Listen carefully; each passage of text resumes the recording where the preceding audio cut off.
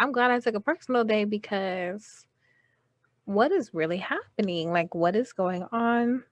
It was really scary. And it's still a really scary time because of just the social climate. I don't understand why people are doing what they're doing and what their thought processes are, but I'm glad that Random, but I got purpose. Things coming together so beautifully. One day it'll all make sense. Just you wait and see. Take this journey with me. Purposely random. Purposely random. Purposely random. Purposely random.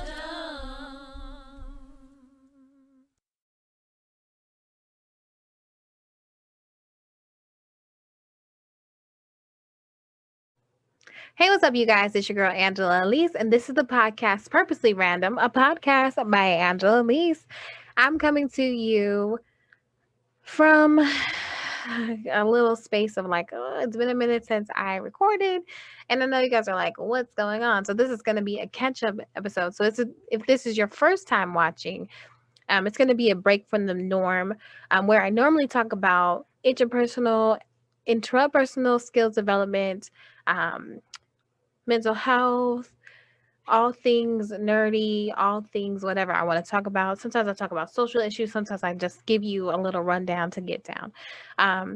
So here we go. Actually, the last time that I filmed, I want to say it was November or something like that. So this is gonna be a whole heap of a lot. So I hope you're ready. Rock steady. Bebop. Shoe bop, doo wop. Okay. Cut it out. Anyways, so where do we start? So the election. Okay, let's talk about that. So let's get into the tea. Let's get into what I've been feeling.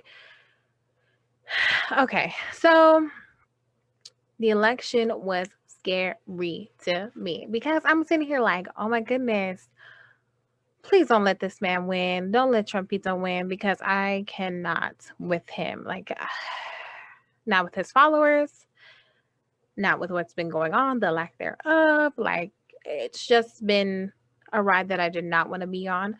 So, thank God for Joe Biden and Kamala Harris winning. That has been amazing. Their installation was amazing. Like, I think it's called the inauguration, but when you churchy, it's like the installation of the new pastor or whatever. So their inauguration was amazing. I was so moved seeing the first Black woman, not only Black, but um, I don't know, really Eastern Asian or something like that. Her mom's Indian or something. And then, I'm sorry if I don't mean to be disrespectful, I just forget what race she is. But all I know is she's a woman and she's up in there. Okay. And Kamala do not be playing. I listened to a couple of her arguments and testimonies in the Senate, and I was like, baby, I am speaking. I'm speaking. Okay, like yes, give it to him. What you say. So I've been so excited to see that. The thing that they did a study though with is like, man, we know that Jennifer Lopez can't sing, so why would you do that? Like, why would you play us to the left and to the right like that? Like we was just the people didn't deserve that. But yo soy excited.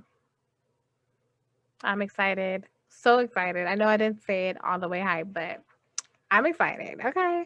And then we have, oh Lord, then we had the little attempted coup right before the inauguration. Your girl was like, I'm glad I took a personal day because what is really happening? Like, what is going on? It was really scary. And it's still a really scary time because of just the social climate. I don't understand why people are doing what they're doing and what their thought processes are, but I'm glad that it didn't end as bad as it could have. And I just hope that we take all the steps.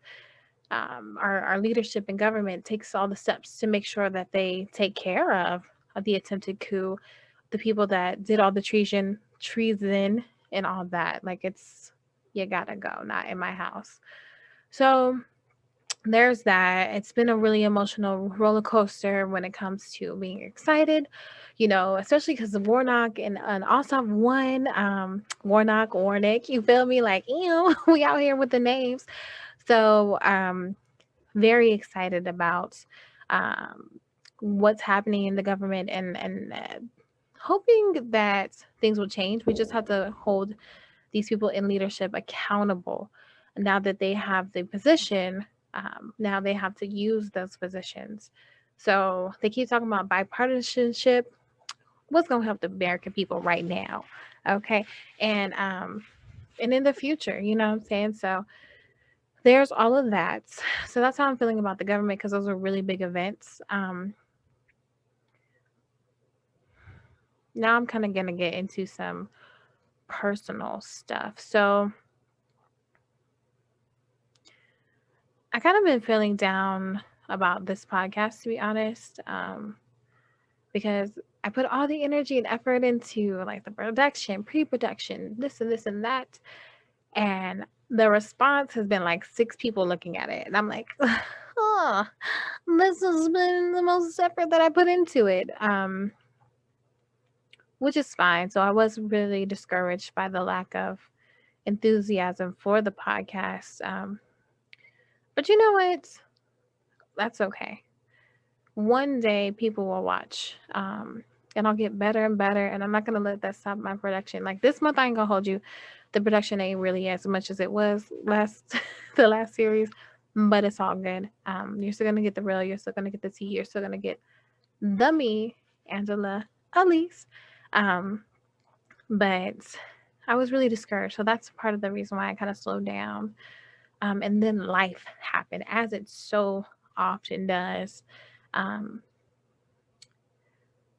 December came around, and I tried to be vulnerable again and open up.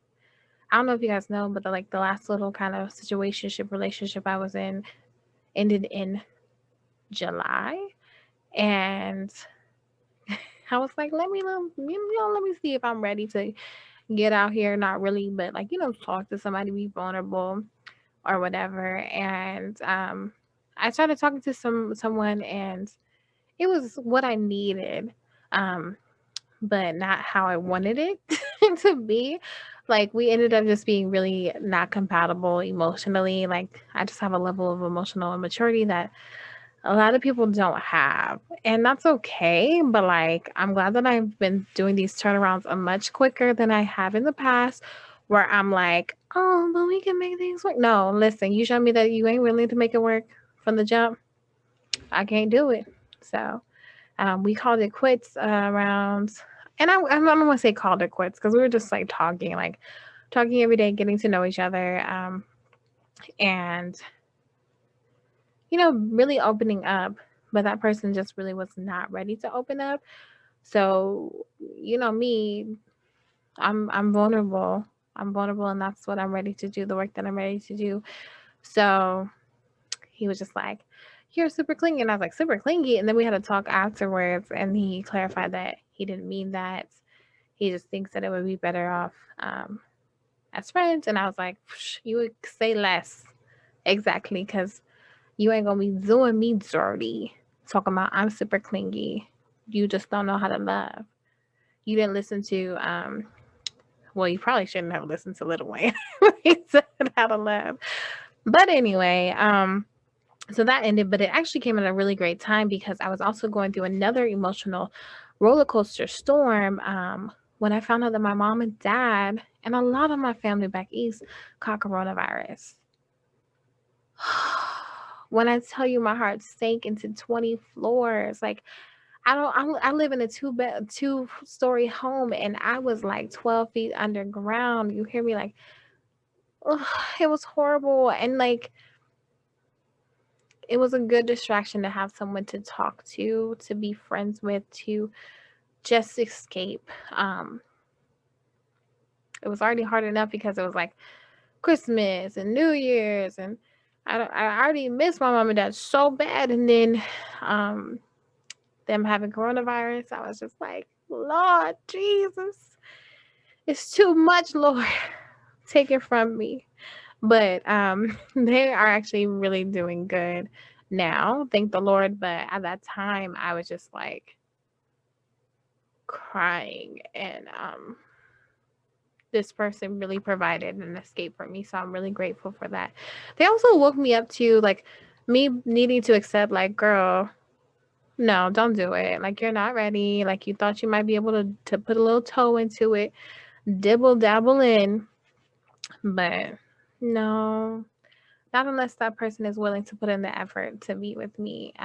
Then hey, what's up, baby? Like, I love you. Can't wait to be with you. Wrap up in your love. Speaking of rocking bed up, your girl has gotten so many pillows to hold.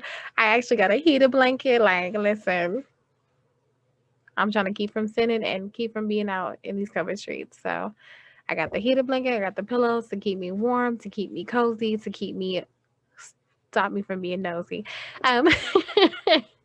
Um, so listen, let me tell y'all a little bit about another little emotional roller coaster I've been having too. So around the time that I found out my parents had COVID, um, finding out, okay, my mom's better now. My grandma, she has it, but she's doing better. My dad is not doing better. Now, caveat, he wasn't really resting like he was supposed to do. So this man just, he ain't taking care of himself. Another reason why I wanted to be there, but I ain't trying to fly. But I was like, you guys better take care of your house. And I prayed a lot. I prayed a lot. But I found out that after I found out my dad was actually like starting to do better, he just had strep throat and needed to rest a little bit more, that my uncle passed away. Um, and this is actually my uncle on my dad's side. The people that were sick back east, those are my family on my mom's side. And when I found out that my uncle died, it was so many emotions because I was like, I feel guilty for feeling so excited that my dad's okay and my mom's okay. And then to think about the loss that my cousins are going through and my aunt, and I just don't know how to process or like offer condolences at all. Like, I'm so bad at it. I don't know why. Maybe it's because I have a hard time even coping with the idea of death. Like, I know it's real, but like I think it's like something that I'm numb to as a source of protection. So um, I felt so guilty. And then shortly after that, this is January now, by the way. Shortly after that, I found out on the 26th that the lead musician at our church, his name is Courtney Isaiah Smith, that he passed away from COVID complications. My uncle passed away from COVID complications too. And it just felt so big, so huge. Like, this thing is really real, and like we have to take it seriously. You have the second wave going on. You have all these things, all these factors playing into um, why people want to be out in these streets and why they want to connect, and all of these things. But then you have these reminders that this thing is real and that it's killing people that you know and that you care for, that you interact with, that you love. And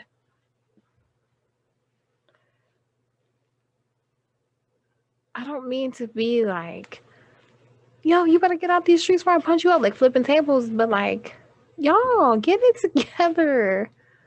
I don't want to talk about people in the past tense anymore. Like, I really don't. I really don't. So can we just heal and have this government pass these bills in order to help people with their money and their well-being, and get the vaccine and get the everything that they need. I don't know if I'm going to take the vaccine, but if enough people do, then that's great. So we just really need um,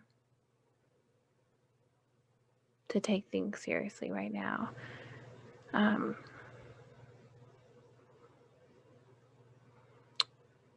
there's a lot of lessons that I've learned just within these last 2 months.